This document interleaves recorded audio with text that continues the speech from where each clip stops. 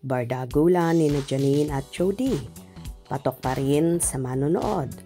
Pagtatapos ng Lavender Fields. Kaabang-abang.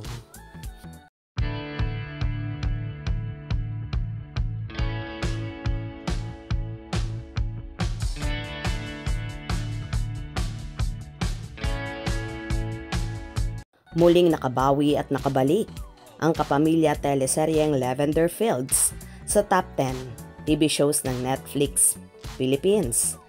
Nawala kasi sa top 10 TV shows list ang nasabing teleserye na pinagbibidahan ni Jody Santa Maria, Janine Gutierrez, Jericho Rosales at Julina Magdangal mula nang una itong lumabas sa nasabing streaming platform noong August 30 last year.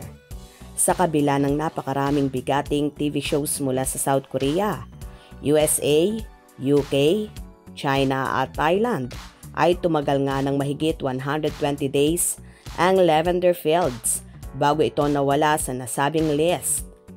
Nagsaya naman ang mga fans nang makabalik agad ito at isang araw nga lang itong nawala sa top 10 list na patunay na patok pa rin ang mga viewers. Ang bardagulan ni Jody at Janine sa serye. Gets naman din ng fans ang saglit na pagkawala ng serye sa list dahil nawala ito sa araw na wala itong bagong episode sa Netflix at dahil na rin sa daming bagong series na lumalabas sa katatapos lamang na holiday season at ganun din sa pagsisimula ng taong 2025. Tiyak na mas tataas ang posisyon ng serye lalo pat nagsimula na sa Netflix ang huling 10 episodes nito, kung saan mas tumitindi pa ang eksena ni Jody at Janine.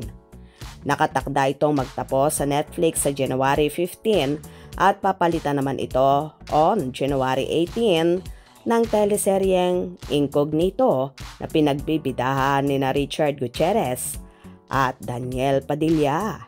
So exciting!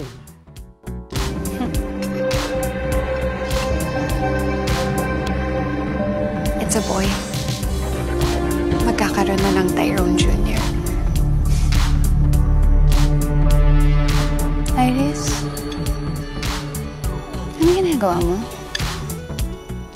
Kumakain ng cake. What do you think? Well, kaabang-abang nga ang mga susunod na episodes, lalo pa buntis nga si Irish kay Tyrone, kaya naman bakbakan ang bardagulan ni Jody, Jasmine at Irish, Janine. Kaya tumutok at wag na wag pahuhuli sa mga maiinit na ganap sa nalalapit na pagtatapos ng Lavender Fields. Kung nagustuhan nyo ang video na ito, comment down below.